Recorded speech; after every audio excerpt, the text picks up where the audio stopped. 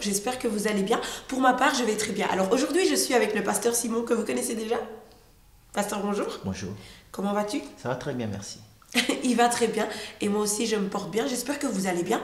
Alors aujourd'hui nous allons aborder un thème essentiel qui concerne toute personne, j'ai envie de le dire en ces termes, qui concerne toute personne et qui surtout est porteur de tellement de bénédictions pour quiconque s'y attelle, s'y réfère tout simplement. Nous allons parler de la parole de Dieu, d'accord? Ouh là là, je vois quelqu'un se dire, ouh, la parole de Dieu. Oui, la parole de Dieu, la bonne nouvelle, l'évangile de Christ. Voilà, j'ai pu lire sur la toile dernièrement, pasteur, que la vie serait une entrave perpétuelle à la lecture. Alors je ne sais pas ce que tu as envie de partager là tout de suite en entendant ces propos. La vie serait une entrave perpétuelle à la lecture. Et j'ai même envie de rajouter, surtout quand il s'agit de la parole de Dieu. Amen. Déjà, merci pour l'invitation, une fois de plus. Je suis dans la joie de venir partager. On va parler d'un thème très important, comme tu l'as souligné, la parole de Dieu. Un jour, quand j'étais plus jeune, un homme intelligent m'a dit sur la terre, il y a deux catégories de personnes. Alors, j'ai été curieux, j'ai voulu savoir quelles sont les deux catégories de personnes qu'on trouve sur la terre. Oui. Il m'a dit, sur la terre, il y a deux catégories de personnes, ceux qui font l'histoire et ceux qui écrivent l'histoire. Et il m'a fait comprendre qu'en fait, ceux qui écrivent l'histoire sont plus importants que ceux qui font l'histoire, parce que généralement, ceux qui font l'histoire n'ont pas la capacité d'écrire l'histoire. Et ceux qui écrivent l'histoire ont une importance encore plus grande. Pourquoi? Parce que dans la génération future, ce sont ces écrits-là qui vont susciter de nouvelles personnes qui vont réécrire la même histoire. D'accord. Et il a conclu en me disant que l'histoire, en fait, c'est un éternel recommencement. Voilà pourquoi il ne faut pas qu'il y ait seulement quelqu'un qui fasse l'histoire. Il faut aussi qu'il y ait une personne qui écrive l'histoire. Et un autre homme intelligent a dit, les paroles s'envolent, les écrits restent. Donc, ce qui est écrit est très déterminant pour le futur d'une société. Voilà pourquoi c'est très important qu'il y ait des gens qui écrivent. Alors, s'il y a des gens qui écrivent, ça signifie qu'il faut qu'il y ait aussi des gens qui lisent. Très bien, on est d'accord. Jusque-là, on est d'accord. On n'a pas écrit pour écrire. On a écrit pour lire. Puisqu'on a dit, les paroles s'envolent, les écrits restent. Donc, les écrits doivent rester, demeurer de génération en génération. Voilà pourquoi, quand on veut transmettre quelque chose d'important, le moyen le plus efficace, c'est par la parole. Et Dieu le savait, et c'est ce qu'il a fait avec son peuple. D'accord, mais actuellement, à quelqu'un qui... Est-ce que la vie est une entrave, justement? Est-ce que la vie nous empêche de continuellement, de manière perpétuelle, comme je l'ai dit, de lire tout court, mais surtout quand il s'agit de la parole de Dieu? Je pense pas en que... parlant du quotidien. Je pense pas que la vie empêche. Il faut être plus juste en disant que en fait, ce n'est pas la vie qui empêche, mais c'est le manque de discipline qui empêche. Le manque de discipline. Voilà. Et du coup, rentrons dans le vif du sujet. Hein. Comment trouver le temps? Parce que j'ai déjà vu plusieurs personnes. Mais comment tu trouves le temps pour lire? Comment tu trouves le temps pour écrire? Comment tu trouves le temps? Comment trouve-t-on le temps pour lire? Est-ce qu'on trouve? Ça c'est une excellente question qui prête beaucoup à confusion. Donc je vais revenir sur quelques points essentiels de la Bible, sur certaines vérités bibliques, surtout sur la vérité biblique essentielle. La Bible dit que nous avons été rachetés, nous sommes rachetés. Nous sommes rachetés par Dieu. Dieu a utilisé son Fils à la croix de Golgotha et a racheté l'humanité. Donc ça nous enseigne qu'avant on appartenait à quelqu'un et qu'après le rachat du Seigneur, on appartient de nouveau au Seigneur. Voilà pourquoi on parle de renaissance, naître de nouveau. Bon, si la Bible utilise le terme acheter, ça signifie que nous appartenons. Si la Bible dit nous appartenons, ça signifie que nous entièrement nous appartenons à Dieu. Généralement, les gens disent que je ne trouve pas le temps pour Dieu ou j'ai du mal à trouver le temps pour Dieu. Je suis occupé. Je suis occupé. Or, en réalité, s'ils ont été rachetés, leur temps n'est plus leur temps. C'est le temps de Dieu, normalement. Donc, une personne ne devrait pas dire que je ne trouve pas le temps pour Dieu. Une personne devrait être consciente que j'ai été racheté par le Seigneur. Ça signifie que tout le temps que je fais, que j'utilise pour autre chose, je suis en train d'utiliser le temps qui appartient à Dieu. Ce n'est pas mon temps. Quand on commence à réfléchir comme ça, on va sortir de cette logique qui dit que je n'ai pas assez de temps pour Dieu. En réalité, le temps que nous avons, c'est le temps de Dieu parce que Dieu nous a rachetés. En fait, nous passons notre temps à utiliser à mauvais escient le temps que Dieu nous accorde pour faire sa volonté sur la terre. Nous passons notre temps à utiliser à mauvais escient le temps que Dieu nous donne. Ah, c'est bien ça, oui. C'est quand même fort et ça pourrait choquer quelqu'un de se dire que, en fait, le temps, c'est le temps de Dieu, c'est pas mon temps. C'est le temps de Dieu, parce que la Bible dit nous avons été rachetés. Ça signifie que je ne m'appartiens pas. Donc du coup, est-ce que je pourrais dire qu'il faut trouver le temps, prendre le temps, non. Surtout, il faut utiliser le temps que le Seigneur a imparti. Il pour faut la lecture utiliser et la le méditation, temps. par exemple. Il faut parce que il y a un temps pour tout sous le soleil, dit la Bible. Donc, il faut utiliser le temps imparti au bon moment. D'accord. À la bonne œuvre. Waouh, je pense qu'on va être bénis aujourd'hui. Alors, j'ai quand même une autre question. Est-ce qu'on pourrait dire que le fait de lire sa Bible nous rapproche de Dieu? Normalement, oui. Et du coup, parce qu'un internaute pourrait se poser la question tout de même, mais comment font ces autres qui cherchent Dieu? Comment font-ils? Où vont-ils? Quelle serait du coup la voie pour vous, la meilleure voie pour toi? Quelle serait la meilleure voie pour trouver Dieu? Je ne sais même pas s'il y a une meilleure voie, mais... Bon, dire qu'il y a une meilleure voie, je ne pense pas. En fait, ça dépendra surtout de l'expérience de chacun. D'accord. Mais il est sûr que Dieu se trouve dans sa parole. Il est sûr que Dieu se trouve dans sa parole. En fait, la première adresse, il faut aller chercher Dieu, c'est dans la parole. Dans la parole de Dieu. C'est dans la parole qu'on va trouver Dieu. C'est dans la parole que Dieu s'est présenté. C'est dans la parole que Dieu raconte une partie de son histoire. C'est dans la parole que Dieu expose une partie de son plan.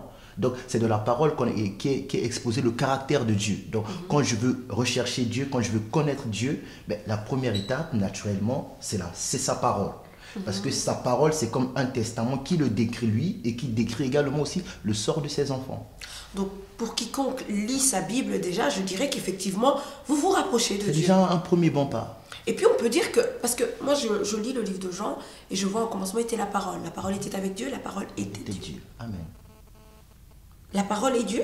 La parole est Dieu. Ça, c'est aussi une question intéressante. La parole est Dieu. C'est ce que la Bible nous demande dans le premier livre de Jean. La parole est Dieu. Parce que tout a été fait par la parole. Et rien de ce qui a été fait n'a été fait sans elle. Alors que nous savons que tout a été créé par un seul créateur. D'accord. Donc si la parole est Dieu, je pense qu'elle a une valeur inestimable. Une valeur inestimable. Tout à fait. Je poserai la question à un internaute. Répondez-moi, quelle valeur accordez-vous à la parole de Dieu? Quelle valeur accordez-vous à la parole de Dieu? Et alors, pourquoi pas, surtout de savoir pourquoi, si vous le faites, pourquoi lisez-vous la parole de Dieu? Pourquoi le faites-vous? Et avec quelle motivation? On va y venir, avec quelle motivation on va y venir. Alors, je vais revenir un petit peu sur ce que j'avais préparé, tout de même. Je lisais ce verset dernièrement. Or, tout ce qui a été écrit d'avance l'a été pour notre instruction, afin que par la patience et la consolation que donnent les Écritures, nous puissions posséder l'espérance. J'aimerais inciter aujourd'hui quelqu'un à pouvoir lire ce qui a été écrit d'avance. Et je pense que la Bible a été écrite d'avance pour nous. Qu'est-ce que vous pouvez nous en dire? Oui, tout à fait. Moi, je fais partie de ceux qui pensent que la Bible a été écrite en avance. Pourquoi? Déjà, je pense que la Bible est le testament de Dieu. Et c'est dans la Bible qu'on retrouve le plan de Dieu. Alors, qui dit plan? Un plan, c'est quelque chose qu'on élabore toujours au départ, pas pendant ni après. Donc, si la Bible est un testament, on l'écrit toujours à l'avance. Donc, pour moi, la Bible est le testament de Dieu. La Bible contient le plan de Dieu pour l'humanité. Donc certainement, la Bible a été écrite avant. Et c'est à travers la Bible que Dieu s'attelle à régir la vie de son peuple. D'accord. Sous la conduite de son esprit, le Saint-Esprit.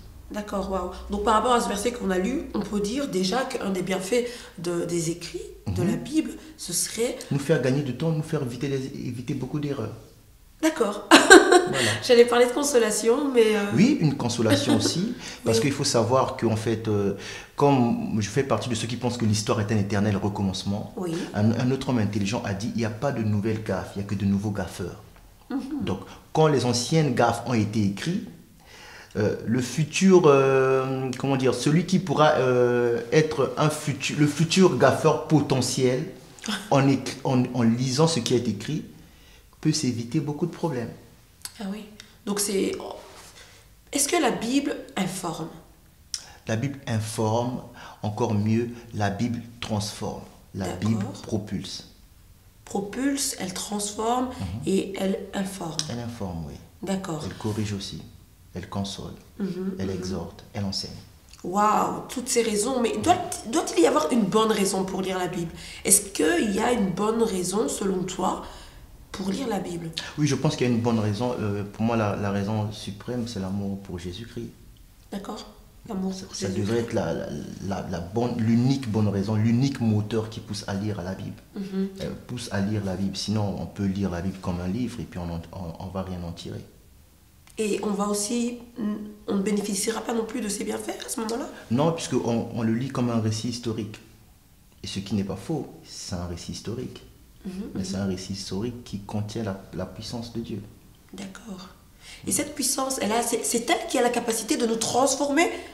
Qu'est-ce qui amène un homme, lorsqu'il lit la Bible, à être changé, à être transformé? Qu'est-ce qui fait qu'un homme évolue même, j'ai envie de dire, dans sa marche chrétienne? Je pense que c'est l'assistance du Saint-Esprit. En fait, quand un homme est d'accord avec ce qui est écrit, oui, alors que le Saint-Esprit lui-même, à la base, est déjà d'accord avec ce qui est écrit, quand cet homme et le Saint-Esprit sont d'accord sur ce qui est écrit, la parole va produire sa puissance. La parole va produire sa puissance. Mais il faut être en accord avec ce qui est écrit. Quand on est en accord avec ce qui est écrit, Dieu a fait un don merveilleux aux hommes et à l'Église, en la personne du Saint-Esprit. Quand on est d'accord avec Dieu, on est d'accord avec sa parole, alors le Saint-Esprit amène à manifestation ce qui est écrit. Chers internautes, nous essayons d'être pratiques avec vous, d'accord? Être d'accord avec les écrits, c'est accepter les écrits. Qu'est-ce que c'est être d'accord? Être d'accord avec les écrits, c'est croire. D'accord. Croire en ce que nous sommes en train de lire. Voilà. Et puis l'accepter. Une fois que la vérité est acceptée, elle devient notre vérité. J'ai souvent l'habitude de dire ça à l'église et ça fait rigoler plusieurs. Ce n'est pas pour choquer, mais une personne obèse est devenue la quantité de nourriture qu'elle a avalée. Oui, d'accord. Donc un chrétien transformé, mature, est devenu la quantité de vérité qu'il a acceptée. Ok, la quantité de vérité qu'il a acceptée. Ouais. Et alors, si je comprends bien, quand vous me dites qu'on devient la quantité de choses que l'on accepte, que l'on mange, aussi, vous avez donné cet exemple, tu as donné cet exemple, est-ce que tu dirais justement que la parole de Dieu que l'on accepte, une fois acceptée, c'est qu'elle s'est traduite en vie, en habitude, comportement? Une fois que la parole est acceptée, il se passe ce qui est merveilleux, qui est écrit dans la Bible. On dit « Et la parole a été faite chair ». Oui. Ce principe est encore constaté jusqu'aujourd'hui. Malheureusement, les gens l'appliquent qu'à Jésus. Et la parole a été faite chair et on sait qu'on parle de Jésus. Mais à chaque fois qu'on accepte une vérité dans les écrits, quand cette vérité devient notre réalité, la parole est devenue chair. Ma chair, ma vie. Ma vie, mes habitudes changent. Mes habitudes. Mon comportement change. Mentalité. Mon accoutrement change. Voilà. Beaucoup de choses changent. C'est quand on se convertit, tout ce qui est à nous et qui nous appartient se convertit avec nous. Ok. Donc je suis changée et tout autour de moi est destiné à être changé. L'environnement est destiné à être changé. Wow. Parce que la Bible dit, il n'y avait pas encore d'herbe qui poussait sur le sol. Dieu n'avait pas encore arrosé le sol parce qu'il n'y avait pas encore un homme pour cultiver le sol. D'accord. Donc quand l'homme a été créé, et puis Dieu va donner l'ordre. Et parmi l'ordre, il y avait le travail, cultiver le sol. Donc une personne qui est réellement convertie va cultiver son environnement, va cultiver sa vie. En plaçant la semence de Dieu. D'accord. Il va commencer à vivre dans Éden.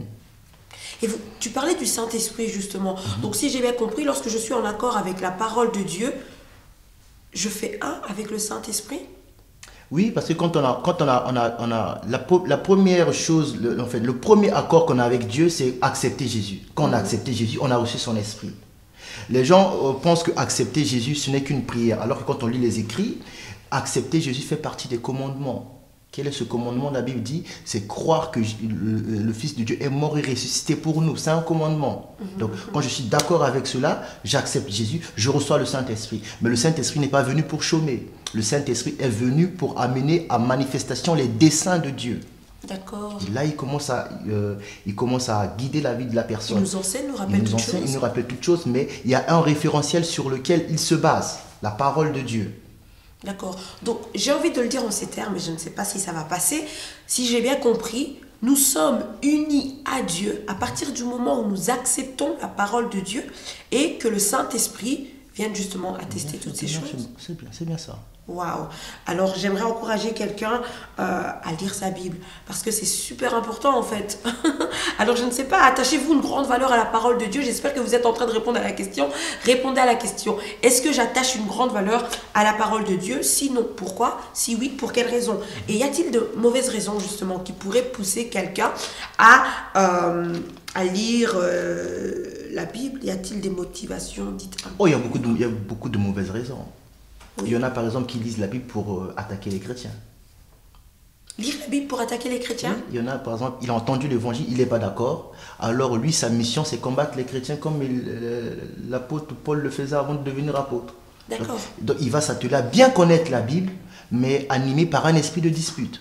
Ok, donc du coup, à ce moment-là, cette personne n'est pas transformée. Non, parce qu'il utilise la parole de Dieu pour détruire. Or, la parole de Dieu est aussi appelée la bonne nouvelle.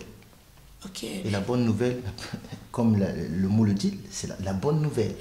On parle justement de bonne nouvelle. Qu'est-ce que c'est une nouvelle si ce n'est l'annonce d'un événement? Pour quelqu'un peut-être qui se pose la question, mais ils sont en train de parler de la Bible, lire la Bible.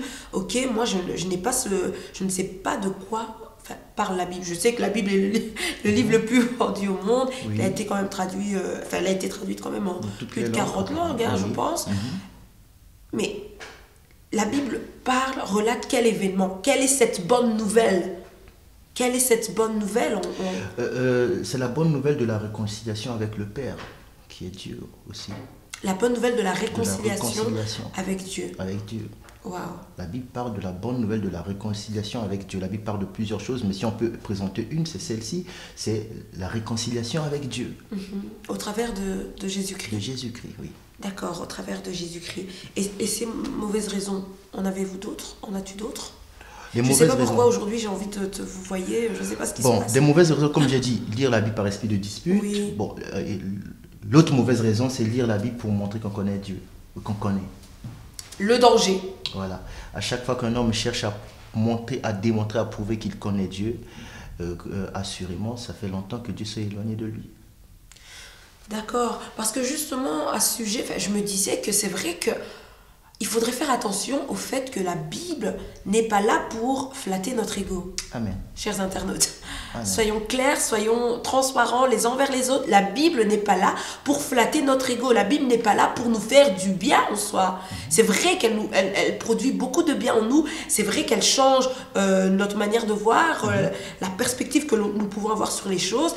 Mais la Bible n'est pas là pour nous flatter. D'ailleurs, tout à l'heure, tu parlais de correction. De correction. Elle est là, des fois, elle corrige. La Bible est d'abord là pour exposer premièrement la volonté parfaite de Dieu.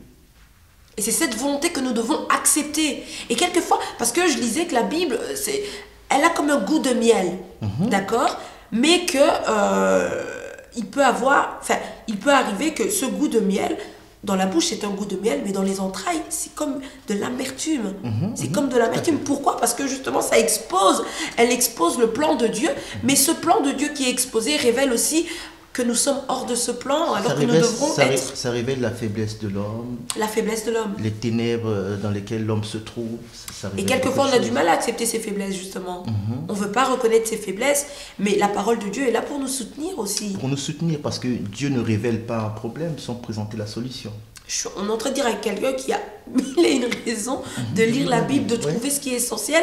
Donc, ne sois pas de ceux qui sont là, utilisent la parole de Dieu, mais pour attaquer les autres. Un royaume ne peut se diviser contre lui. Royaume ne peut se diviser contre lui-même, a dit Jésus. Voilà. Donc, on ne peut pas utiliser la parole de Dieu pour attaquer les enfants de Dieu.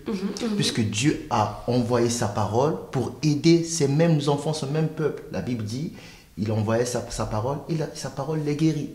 Donc la parole de Dieu apporte une solution. La parole de Dieu n'est pas un traquenard. La parole de Dieu ne met pas... Oui, la parole de Dieu n'est pas un piège. Parce que beaucoup pensent aussi que c'est un piège. Ce n'est pas un piège. Oui. Ce n'est pas une question de savoir qui applique, qui n'applique pas, qui est conforme à Dieu. Non, c'est une question de savoir qui va arriver à maturité pour aider ceux qui sont encore immatures à grandir. Oh yes. Parce que le véritable fort, c'est celui qui sait soutenir le faible, pas qui sait les écraser. Quand on écrase les faibles, on n'est pas fort, on est tyran. Ce n'est pas pareil. Waouh! Alors, êtes-vous un tyran ou êtes-vous là pour soutenir les plus faibles? Comment en arrive-t-on, pasteur, à banaliser, à banaliser la parole de Dieu? Comment en arrive-t-on à le faire? Ça, je pense que c'est surtout un problème de conscience. Conscience. Quand on n'est pas conscient du bien précieux que l'on a, on va faire n'importe quoi. Et quand on n'est pas conscient de Dieu dans sa parole aussi. Voilà, on va faire n'importe quoi, on va banaliser. En fait, on banalise parce qu'on n'est pas conscient. On n'est pas conscient de ce qu'apporte la Bible, de ce que représente la Bible, de ce que ce livre a déjà fait les générations passées. On n'est pas conscient. Quand on n'est pas conscient, on aura juste l'impression d'avoir un livre comme un autre entre les mains. Alors ce n'est pas le cas. Et qu'est-ce qui ferait la différence pour une personne qui va à l'église? Vraiment, j'aimerais aider quelqu'un aujourd'hui. Tu vas à l'église, tu écoutes la parole de Dieu, mais la différence entre toi ou un autre, bon, j'aimerais pas comparer, mais ce serait le fait que tu n'arrives pas à pratiquer cette parole. Tu la banalises. Tu banalises cette parole. Parce que pourquoi? C'est un manque de conscience. On n'a pas conscience que cette parole peut nous délivrer, nous transformer. Bon, là, tu as touché un point sensible quand tu as dit, tu as bien dit pour ceux qui vont à l'église. Oui. Okay? Bon, est-ce qu'on parle des chrétiens qui vont à l'église ou on parle des gens qui vont à l'église? Parce que si on parle juste des gens qui vont à l'église, oui. Ils auront du mal à faire la volonté de Dieu. Ils auront du mal à témoigner, à ressentir de l'amour pour lire la Bible. Pourquoi? Parce que d'abord, ils vont à l'église, ils vont assister à un programme. Alors que quand on va à l'église, c'est parce qu'on est devenu chrétien et qu'on a reçu l'Esprit de Dieu. C'est l'Esprit de Dieu qui va conduire les enfants vers la parole. Quand on n'a pas l'Esprit de Dieu, on n'a pas reçu la vie de Dieu, on ne peut pas démontrer ce qu'on n'a pas. D'accord. C'est impossible de démontrer. Ce serait peut-être une raison alors qui expliquerait que quelqu'un ait du mal. Voilà. Si une personne sait que moi j'ai réellement reçu Jésus de tout mon cœur, alors la personne doit savoir que tout est possible à celui qui croit. Amen. Donc il suffit de croire que le Saint-Esprit va m'enseigner, va me rappeler, va me corriger, va m'exhorter, va me propulser, va me coacher. Et ça sera possible. Mais quand on n'a pas reçu la vie de Jésus, on ne peut pas entrer dans la pratique ou dans la démonstration de ce que l'on n'a pas. Parce qu'un homme ne donne que ce qu'il a. C'est ça. Voilà pourquoi il faut d'abord poser beaucoup de questions à des chrétiens. Comment es-tu devenu chrétien? Et à chaque fois que j'ai posé cette question, 4 fois sur 5, les gens ont répondu à la question comment ils sont allés à l'église, comment ils ont découvert le chemin de l'église. C'est toujours le même discours. Depuis tout enfant, je vais avec mon père, avec ma mère. On est né dans une famille chrétienne. On a toujours été dans une famille chrétienne. Et Jésus le Christ lui-même n'est pas né dans une famille chrétienne. Puisque sa mère et ses frères et sœurs qui sont venus chercher, il a dit, ma mère, mes frères et sœurs, c'est ceux qui font la volonté de Dieu avec moi. Et Jésus-Christ, il n'appartient pas à une famille chrétienne. D'accord, très bien. Le Christ, il faut le rencontrer. Quand on l'a rencontré, il donne la vie. J'aime bien la Bible. La Bible dit, Jésus a dit à la Samaritaine que l'eau qu'il va donner, si celui qui va en prendre, ça deviendra en cette personne une source d'eau qui va jaillir, une source qui va jaillir juste dans la vie éternelle. Je préfère, je pense que nous sommes dans Jean 3, 14, ou Jean 4, 14. Jean 4, 14. Et je préfère, moi, la version parole de vie qui dit que celui qui va boire de cette eau aura la vie avec Dieu pour toujours. Aura la vie avec Dieu pour toujours. Quand on a la vie avec Dieu, la vie de Dieu, on ne peut que donner ce qu'on a. Oui, c'est vrai. Donc, et avoir cette vie avec Dieu pour toujours commence par garder sa parole alors. Voilà, quand on accepte le Christ, c'est parce que le Saint-Esprit nous a amenés à un moment où il nous a convaincus du péché, de justice, de jugement. Oui. Quand on est convaincu de ces 3 choses, comme dit la Bible, naturellement, on n'aura pas du mal à se laisser conduire par le Saint-Esprit vers les écrits. Puisqu'on est convaincu du péché, on est convaincu de tout ça. C'est ça. Oui, donc, il faut maintenant trouver l'alternative qui donne la paix. Mais cette alternative, c'est dans la Bible. Donc, une personne ne peut pas dire que le Saint-Esprit l'a convaincu de jugement et qu'elle a du mal à lire la Bible. Très bien. Qu'elle ait du mal à lire la Bible, qu'elle ait du mal à poser une action qui la rapprocherait de Dieu. Parce que beaucoup sont encore dans la religion, mais comme le Saint-Esprit a déjà donné la révélation à certains pères qui nous ont appris qu'on est dans la relation, alors ils sont dans le slogan. Que non, moi je ne suis pas dans la religion, je suis dans la relation. Mais c'est juste un slogan. C'est quoi?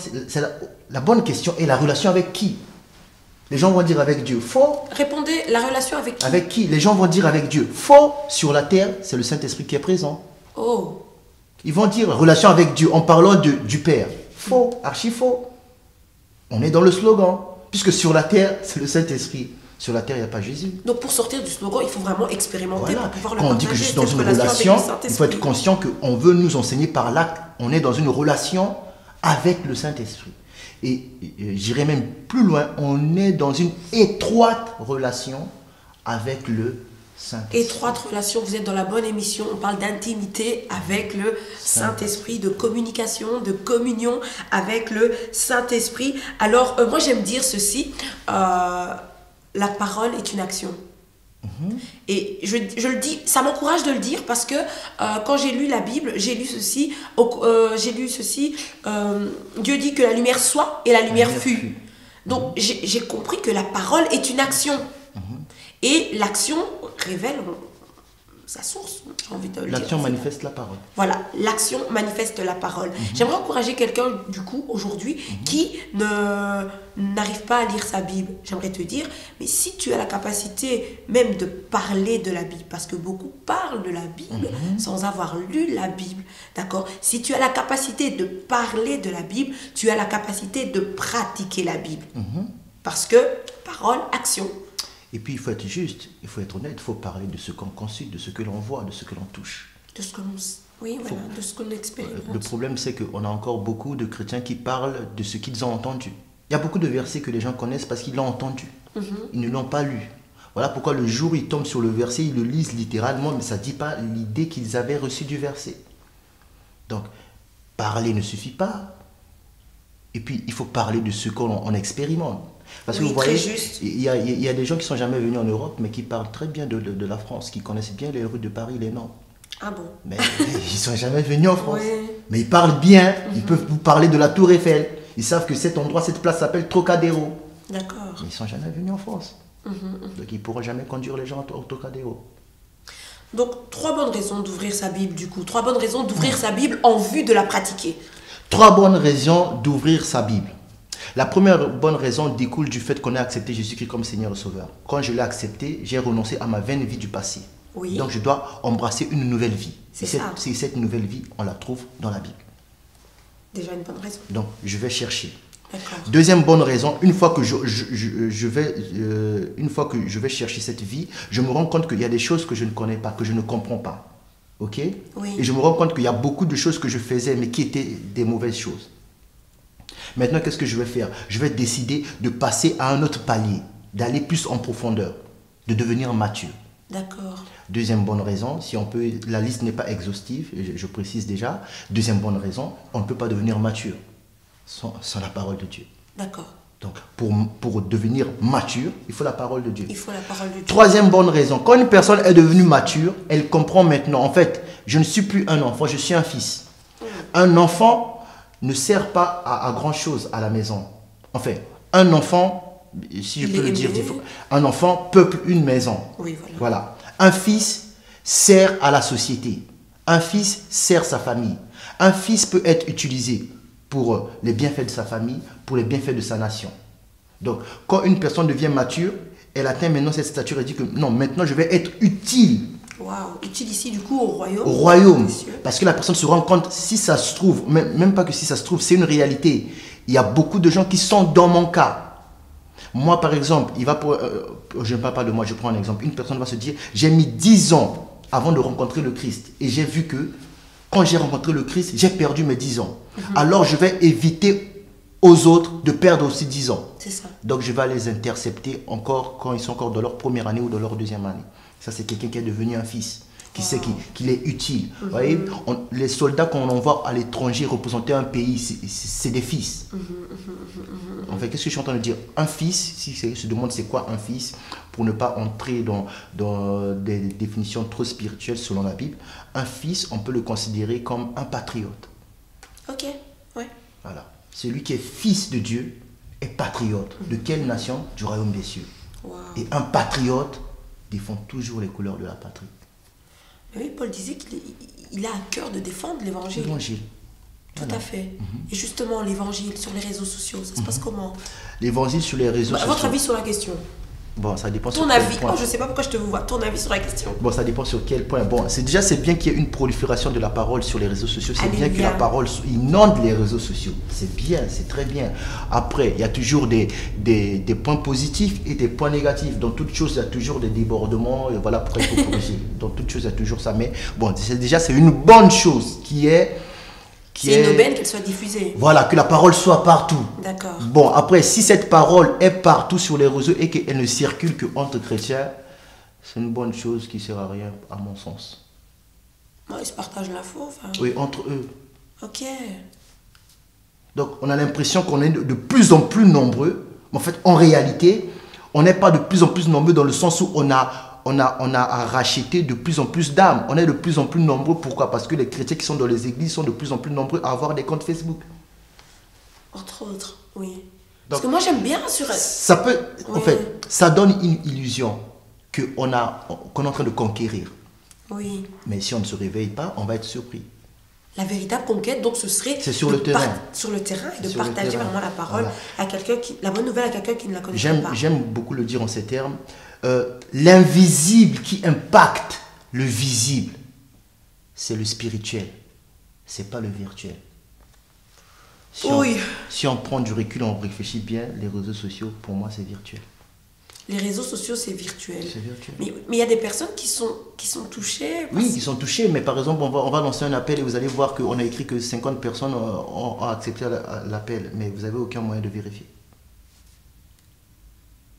Là, je sens le berger, là, le berger. Non, mais c'est vrai, vous n'avez aucun moyen de vérifier. Déjà, les gens, pendant une réunion, si on a 50, et quand on commence à donner des cours d'affirmation, on se rendra compte que parmi les 50, il y en a peut-être 15 qui ont accepté parce que à la même réunion, il y avait leurs amis, leurs frères et sœurs qui ont accepté. Donc, ils ont accepté seulement comme ça pour faire comme tout le monde. Oui. Mais ils ont constaté que les autres ont changé et eux n'ont pas changé. Pourquoi? Parce que les autres ont réellement accepté. Eux, ils ont fait semblant d'accepter. D'accord. Jésus, on le reçoit. On ne fait pas semblant de le recevoir. Quand on fait semblant, on ne l'a pas reçu. Bon, déjà, dans les églises, dans le physique, on constate ça. Alors imaginez quelqu'un qui est derrière son écran. Voilà pourquoi j'ai dit ça peut donner une illusion, une fausse image. Ça peut fausser les statistiques des chrétiens. On peut penser qu'on devient de plus en plus influent et impactant. Or, en réalité, ce que l'on fait, on ne peut pas quantifier. Si la Bible a dit 3000 âmes se sont ajoutées aux disciples, c'est que la Bible n'est pas en désaccord avec le fait de quantifier. D'accord, oui. De voir les résultats, d'attester les résultats. Le résultat doit être palpable. C'est ça le danger avec les réseaux sociaux. Et est-ce que ce serait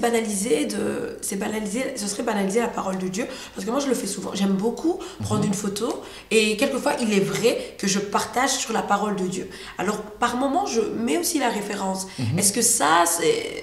Qu'en penses-tu? Que peux-tu nous dire à ce propos? Parce que beaucoup le font, mais je n'aimerais pas que ce soit aussi... Bon, ça dépend. Si c'est pour encourager, pour exhorter, c'est bien. Mais si c'est juste pour s'assurer que la photo personnelle de la personne soit le plus remarquée, ça ne sert à rien. D'accord. Et le chrétien doit comprendre une chose. Les gens recevront de toi toujours ce que tu as, pas ce que tu penses avoir ou ce que tu crois avoir ou ce que tu aimerais avoir. Tu donneras toujours ce que tu as. Et une personne qui n'a pas un vrai témoignage, derrière tout ça, le jour où tu rencontres la personne, tu sauras si j'ai rencontré un frère. Donc, en gros, je vais dire quelque chose qui va choquer, si tu me permets de choquer quelqu'un. Choque-nous. Est-ce que tu as déjà remarqué que ça soit travailler et faire semblant de travailler, les deux activités sont fatigantes. Travailler et faire semblant de fatiguer. Ceux qui travaillent vraiment dans les entreprises sont fatigués. Ceux qui font semblant de travailler et qui vont sur Facebook pendant les heures de travail sont aussi fatigués. Alors autant travailler. Autant faire les choses sérieusement. Oui, autant faire quelque chose qui va produire. Oui. Au lieu de faire semblant de faire quelque chose qui va produire, qui ne produira pas, mais de ressentir la même fatigue. C'est ça. Donc, ceux qui partagent la parole pour exhorter, gloire à Dieu, mais si c'est juste pour attirer les frères et sœurs sur ton image, tu te fatigues pour rien et il n'y aura rien à récolter. C'est ça. Alors qu'il y a quelqu'un qui le fait, mais qui se fatigue pour la bonne chose. et qui éprouve tant de joie. Toi, tu continues d'éprouver tes peines et tes douleurs, alors qu'une autre personne éprouve tant de joie parce que vraiment cette parole a un impact sur sa vie. Voilà. Waouh, alléluia. Alors, on va terminer par ce verset qui dit « Je connais tes œuvres ». C'est Dieu qui parle, enfin, c'est l'Esprit qui parle à l'église de Philadelphie. « Je connais tes œuvres. Voici parce que tu as peu de puissance et que tu as gardé ma parole et que tu n'as pas renié mon nom. J'ai mis devant toi une porte ouverte que personne ne peut fermer. » Une porte ouverte que personne ne peut fermer et dressée devant celui qui, bien qu'il ait peu de puissance, a gardé la parole de Dieu et n'a point renié son nom. Moi, je dirais à quelqu'un, tout de même, ne renie pas Jésus-Christ sur les réseaux sociaux. Sur les réseaux sociaux, oui. Ne renie pas Jésus-Christ. Dans ta propre vie, dans la vie de tous les jours, ne renie pas son nom. Tu as peu de puissance, il se peut que tu aies peu de puissance, ça peut arriver, mais j'aimerais te dire, garde la parole. Il faut garder la parole parce que c'est le véritable dépôt. C'est le véritable dépôt. Et malgré tes faiblesses, malgré ce que tu as, sache que la parole est puissante, elle. Elle est puissante. Et agissante. Et agissante. J'aime bien Jésus, il a dit, le Saint-Esprit viendra nous rappeler. Bien-aimés, chers frères et sœurs, comment voulez-vous que le Seigneur nous rappelle ce qu'on n'a pas encore lu au moins une fois?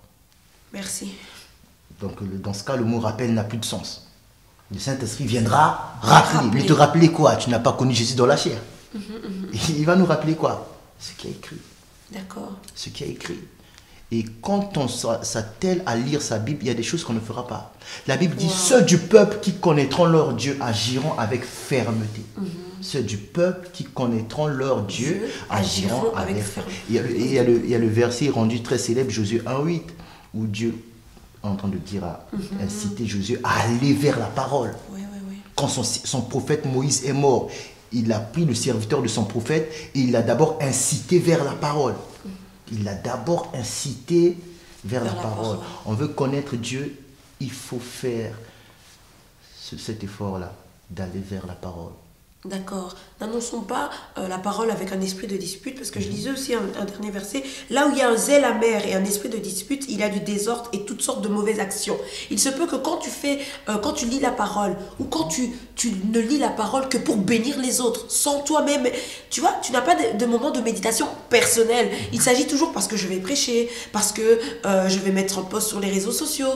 Quand tu n'as pas une vie personnelle avec la parole, quand tu n'es pas intime avec la parole de Dieu et que tu prends la parole de Dieu avec des motivations impures et que tu la partages, sache qu'il y aura une résultante de mauvaises actions.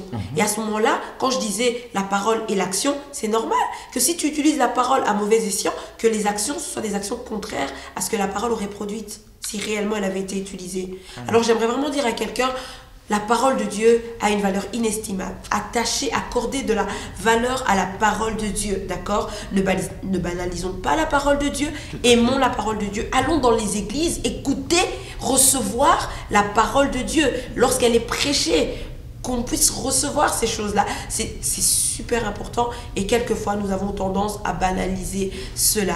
Alors voilà, 3 bonnes raisons, nous avons eu 3 bonnes raisons de lire, ouvrir sa Bible, ok? Et je pense que nous sommes extrêmement bénis. Moi, j'attends vos réactions. Réagissez.